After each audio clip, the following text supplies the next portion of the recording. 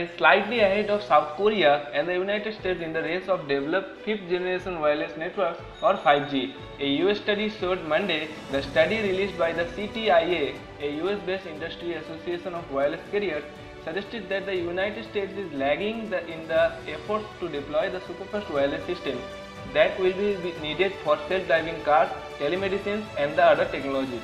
The effort prepared by the research from analysis Masoon found that all major Chinese providers have committed to specific launch dates and the government has committed to allocate spectrum for the carriers. The 10-nation study said the US is in the first tier of countries is preparing deployment of 5G along with China, South Korea and Japan. In the second tier are key European markets including France, Germany and Britain, with Singapore, Russia and Canada is in the third tier. Industry officials say 5G deployment will reap important economic benefits for the leaders and the lagging could have negative effects. The United States will not get a second chance to win the global 5G race, said Meredith Atwell-Better, CTIA President and Chief Executive Officer. I am confident that America can reap the significant economic benefits of 5G wireless due to our world-leading commercial investment.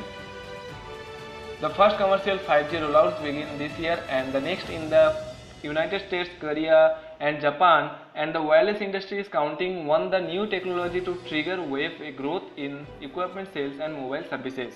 At a time when big enterprises globally are looking to create a robust 5G ecosystem for the commercial rollout of the technology, Huawei on Tuesday said the company will launch an end-to-end 5G solution by the second half of this year. According to Huawei's rotating chairman Eric Xu, the company is committed to investing in 5G. We are fully committed to 5G investment and by the second half of this year, we are going to launch an end-to-end 5G solution, Huawei's rotating chairman Eric Xu said here on Tuesday.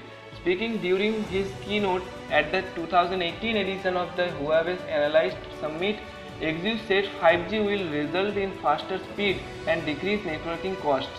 5G is just another product line at Huawei.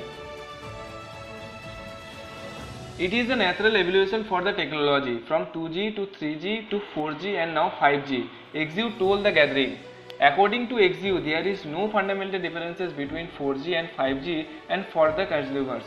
It is all about faster speed. We don't have any other material differences in experiences for the consumer between two technologies, he said.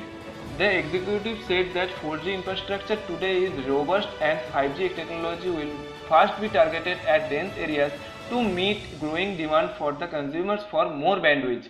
When asked about the US restricting access to China-made smartphones and telecoms infrastructure owing to security concerns, Xu refers to comment directly but said Huawei's position in the market has not changed. Xu said, "We are focused on what we can do and provide better services to our customers." According to him, artificial intelligence will help the telecom industry worldwide to improve networks. In February, Huawei and telecom services provider Bharti Airtel announced to have successfully conducted 5G network trial under a test setup with